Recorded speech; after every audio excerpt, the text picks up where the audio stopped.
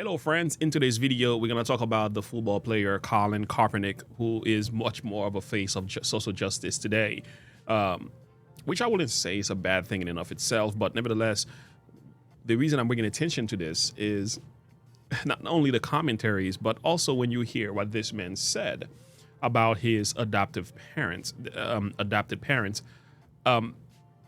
I don't know. It didn't sit very well with me. So Colin got a book. Okay, this is the book that Colin has, and it's talking about embracing his blackness and so on. And these are his parents. So keep in mind, these are not his son. This is not his son. This is not their son, I should say. They adopted this young man and given him a life and a future. And in the book, and I'm also going to let you watch a video, and we're going to hear a commentary from one of the best. I know my parents love me, but there is still very problematic things that I went through. It was important to show that this can happen. No, this can happen in your own home. And how we move forward collectively while addressing the racism that is being perpetuated. So, Colin Kaepernick is addressing his parents, calling his parents racist, or at least saying that they had a degree of racism in them. But they adopted him though, and given him a future. It seems to me that the victim mindset, there are many people who are behind social justice today. Social justice is not a bad thing. It's actually an amazing thing. If it is done properly. A lot of that stuff today seems that it's just a mean of either gaining money and popularity. It becomes a way of one to elevate one's social status in the world. So I'm wondering how much of that really was racism.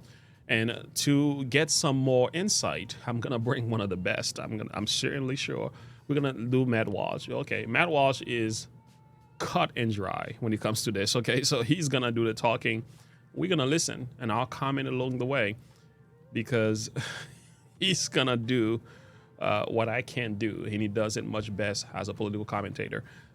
Let's take a listen to this. I would say that Colin Kaepernick is the Meghan Markle of the sports world, but that wouldn't be quite accurate. Sure, like Markle, he's a wealthy, privileged brat, just as white as he is black, but nonetheless obsessed with his entirely imagined racial victimhood.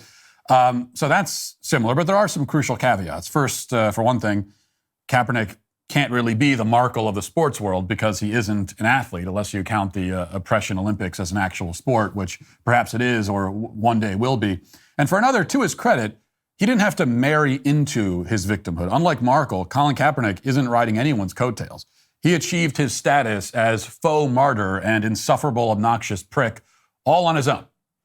Actually, the more I think about it, we might say that Kaepernick is sort of Meghan and Harry combined. If you mix the two royal whiners together and you combine their powers, you end up with Kaepernick. He's like the self-victimizing megazord. He has Markle's fake racial grievances, but he also has Harry's disloyalty and his penchant for throwing his own family onto the bus and driving over them and then backing up and driving over them again and then again and again and again.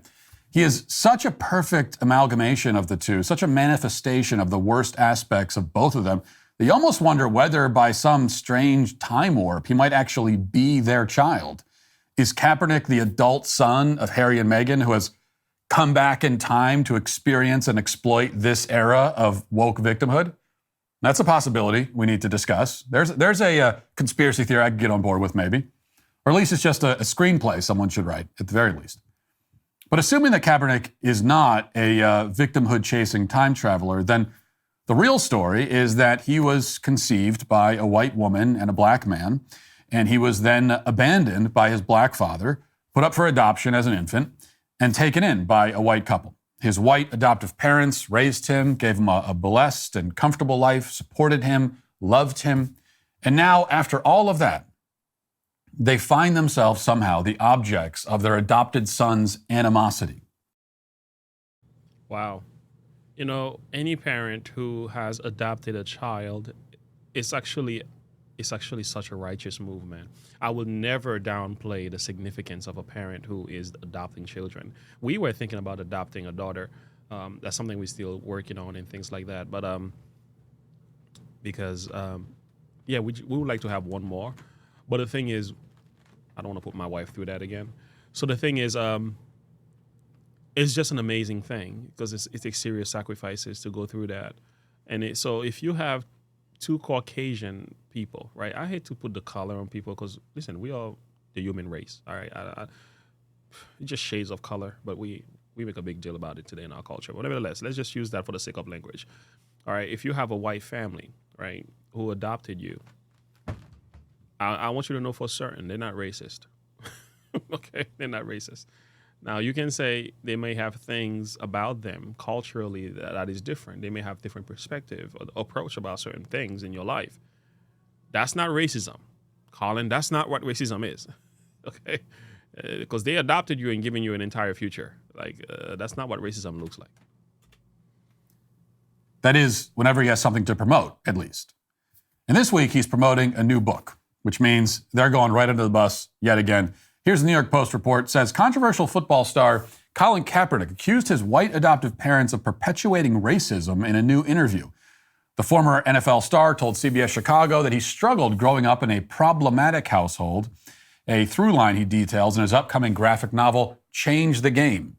The graphic novel tells the story of Kaepernick's journey from high school into his storied athletic career that, well, storied athletic career, it's maybe a little bit overstating it, that heavily centers around his lack of choice in his future. His parents, particularly, tried to steer him in a direction they thought was best, which led to several fights between them and their adopted son.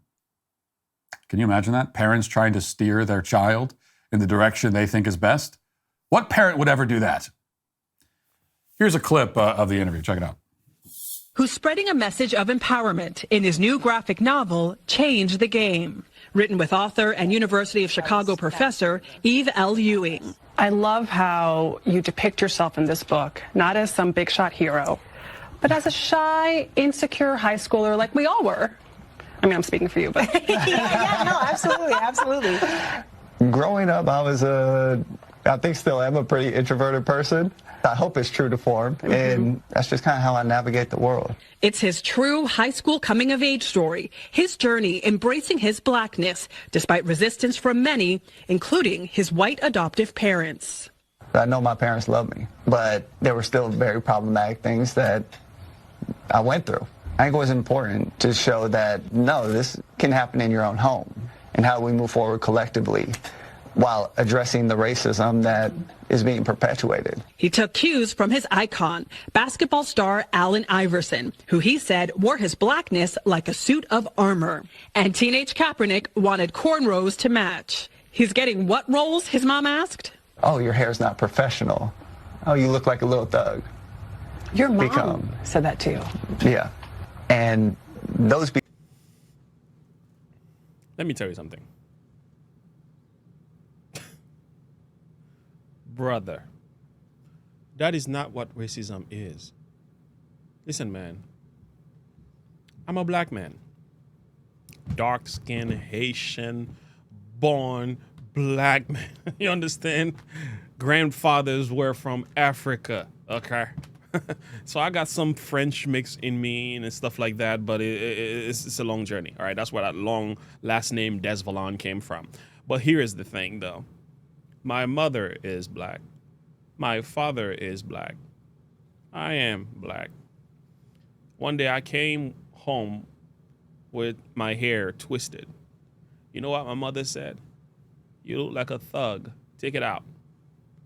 You look like a gangster. Remove this stuff. And that's way when I was in high school. You know what I never thought of? Is my mother racist? I never thought of that. All I knew was like, she just loved me and she just didn't want me to look like those guys that were twisting their hairs and committing crimes. And the truth is, this is not to say all people who have cornrows and twisted their hair and dreadlocks are bad people. We know that's not true. But the thing is, there are a lot of people who are doing bad things who have their hair twisted, dreadlocks and everything. So some parents can have an issue with that. And guess what? As a parent who loves their child, it's okay to call it out. That is not racism. So your white parents were actually demonstrating love to you, and you thought that was racist. And I'll tell you what, if this is where you have to go to find racism, maybe racism is really dead, like they say. Become spaces where it's like, okay, how do I navigate this situation now? But it also is informed why I have my hair long today. The grown-up version of Eve wanted to go back in time and give young Colin a lot of hugs. And I was... Wow, that is so ridiculous. Anyway, now let them finish. The grown-up version had to go back in time to give him a hug for the things that he was not allowed to do when he was young. I don't know how psychologically true that could be, because I'm like, no. There's a lot of stuff I didn't get when I was young. When I got older, I never felt the need to go back and do these things. I'm like, it is what it is. Those times are gone. We're moving forward. I'm grown now. I'm no longer a child. What am I grieving about? It's just, anyway. Was really moved and saddened by the level of kind of self-awareness that he had to develop at a very young age without a lot of guidance. Now, I certainly am not making any excuses for this guy. He's a scumbag of the law. I was going to say, brace yourself, because I'm sure he's going to go hard after him. So, yeah, these are his comments, by the way. I'm just reacting, and I'm going to share my perspective. All right. So, Matt Walsh, take it over. Now, I certainly am not making any excuses for this guy. He's a scumbag of the lowest kind. There's no getting around that. But you can also tell that the man has been severely brainwashed. And as time goes on with each successive interview, he sounds more and more like a 55-year-old white woman holding a corporate diversity seminar. I mean, just listen to the words and the phrases that he uses. Problematic, perpetuating racism, move forward collectively. And then my favorite, navigate these spaces. How do we navigate these spaces? No human being naturally speaks that way, okay? A former athlete especially does not speak that way. That is so true, though. That is so true when you think about it. You aren't going to hear a football player in the locker room saying to his teammates, listen, fellas, there's a lot of problematic behavior going on in here. We really need to figure out how to navigate these spaces so we can move forward collectively, respecting each other's lived experiences so that we can unpack our oppression and curate an understanding of our intersectional realities and together come up with solution-oriented perspectives liberated from our post-colonial trauma. It's just not how human beings speak, okay? No. Rather, it's how a DEI diversity, robot is programmed. That's crazy. And that's what Colin Kaepernick has become, basically. So what is his complaint against his parents? Yes, they took him in. Yes, they raised and loved him. Yes, they gave him a wonderful and privileged life. Yes, they supported him and they set him up for success. Yes, they did everything for him. But they criticized his hairstyle. So all of that is irrelevant. I mean, that is a resentment he holds with him today. He still determines how he styles his hair today based on what his parents told him not to do when he was a teenager. Now, he has a point, though, I will admit. I mean, it really is unprecedented for parents to complain about their children's hairstyles. Right? It's not like literally every parent on earth has this kind of conversation with their teenage children. It's not like every parent, I mean, literally every parent, white or black or whatever color, has to at some point give their child a lecture about the importance of maintaining a professional haircut and appearance. Actually, come to think of it, it's not entirely unprecedented. So I guess Colin Kaepernick went through this, and then the only other person in the history of the world was me, because I can remember when I first started developing facial hair. So I would have been about 3 or 4 at the time, and I wanted to grow a goatee. But my dad, he took one look at what I was trying to do there, and he told me that it looks ridiculous and unacceptable. His words exactly. And forced me to shave. That's it. So when is CBS going to interview me so I can tell my story? Where's my book deal to unpack my trauma? Yeah. But then again, I wouldn't take that book deal, even if it was offered, because I'd rather be broke and homeless than earn money by publicly stabbing my own family in the back. Of all the ways to earn money, that is among the most disgraceful. It's worse than prostitution. Perhaps it's a type of prostitution, actually. Colin Kaepernick is a whore in his own way, prostituting himself by selling his integrity, selling out his own family in exchange for victim points. Now, it's well established, of course, that Kaepernick's victimhood narrative is totally fanciful. He grew up comfortable. He became a professional athlete. He decided to transition to social justice warrior after his playing career had taken a nosedive based on his poor performance, after he got benched for Blaine Gabbert, which is pretty much the worst humiliation a football player can possibly experience. And then that happens, and he becomes a social justice warrior, and through his social justice charade, finds wealth and fame far beyond anything the NFL could ever provide for him. He has not been disadvantaged by his quote-unquote blackness, but rather he has profited immensely from it. Here's an indisputable fact, okay? This cannot be disputed. If everything about Kaepernick was the same, except that he was fully white rather than just half white, okay? If his deadbeat biological father was white instead of black, let's say, then Kaepernick would today, at the age of 35 or 36, however old he is, he would today be an obscure, washed-out backup quarterback with a net worth and profile barely a fraction of what it currently is. He wouldn't have any endorsements. He wouldn't have any book deals. He wouldn't have any Netflix series. At the very best, he'd appear on ESPN occasionally to debate the other talking heads about whether Joe Burrow has a higher ceiling than Patrick Mahomes or whatever. More likely, he'd have drifted off into complete obscurity by now, and maybe he'd own a strip mall or a car dealership or something. His blackness has opened up very lucrative doors that wouldn't exist without it. That's indisputable. The fully white version of Colin Kaepernick is in a much worse spot today than the half-white version. So we don't need to analyze his victimhood claims. They're utterly bogus. They're laughable on their face. Instead, what we should focus on when it comes to Kaepernick is his absolute lack of gratitude. And in this way, he is a microcosm or one symptom of a culture-wide epidemic, and that epidemic is ingratitude. You cannot have a functioning society without a rich atmosphere of gratitude. Gratitude felt and demonstrated by the younger generations towards those who came before and gave them everything that they have. And this gratitude should be especially extended to and begin with your family and your direct benefactors. But it should go beyond that to your nation and your nation's forebears. Now, this doesn't mean that you have to pretend that your family was perfect or your country is perfect. Gratitude doesn't require perfection. It shouldn't require it. What it means is that you recognize what was built for you, what was provided to you, what sacrifices were made for you and for your sake. And that this recognition breeds respect and loyalty and humility and a palpable sense of thankfulness. Where would Kaepernick be if not for his adoptive parents? Where would he be if he'd been born in another country?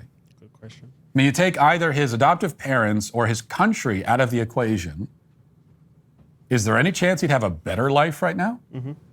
That's inconceivable. No way. There's a very good chance he'd be living in the gutter or dead in it without the very people and the very nation he can't stop complaining about. True. Does he ever acknowledge that? Ever? Does he ever say it out loud? Do any of these self-victimizing drama queens ever acknowledge that? Of course they don't. Gratitude destroys the grift. And it's much more profitable to be a rotten, disloyal little punk than it is to be grateful and humble. Much more profitable to be a spoiled child who's never satisfied, no matter how much he is given, no matter what anyone does for him. And that is Kaepernick in a nutshell. But he is right about one thing. This country does have some serious problems, big problems. Yeah. And one of the biggest problems is that it produces people like him. Ungrateful. Now let's get to our 5 headlines. Yeah, his commentaries were on point, man. I I have to agree with him. I think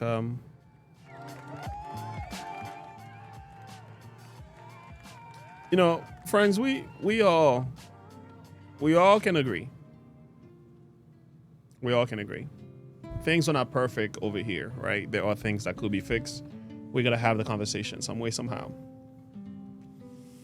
But we are very privileged in this country, friends. We are a blessed people. We are a blessed nation. We've had a bad past, certainly, but we've grown. And I think a lot of people who are taking on the social justice mantle, which is actually a very good thing. And even as a Christian, I believe in social justice. I believe that we should take care of the poor and the needy, and those who are not having the privilege, as I do, and those who are mentally ill should not be neglected, cast aside, and everything, or being treated as degenerates and so on.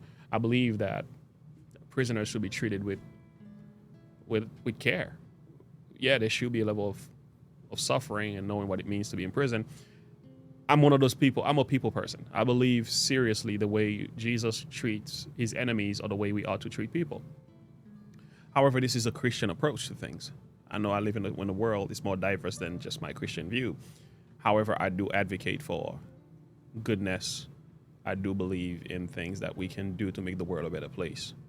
All right. So I am not against social justice in itself. The issue we have with the social justice movement today, he has been hijacked, and it's been mixed with wokeology. He's been mixed with a bunch of victim, ungrateful bastards, I'm going to say. They're determined to deny the blessing of this country. They're determined to, but they're doing it from the perspective they're trying to help. When you listen to them, it sounds like they really think that they are helping America. They are helping Americans. But in the process, they are tearing the country apart. This is the country that they've prospered under. They made a lot of money, live their lives, and have their family. They are safe. But that's the same country that they talk negatively about. Any person who goes after his own mother and father, who's given him an opportunity to live, you're a bad individual. Okay? All right. To close up, my camera's acting up. I'll take care of that later. To close up, I want to share this. This isn't a scripture. It says, there is a generation that curses their father and does not bless their mother. There is a generation that are pure in their own eyes, yet is not washed from their own filthiness. There is a generation, oh, how lofty are their eyes, and their eyelid are lifted up. You see what God is talking about here? He's talking about a generation of people that are ungrateful.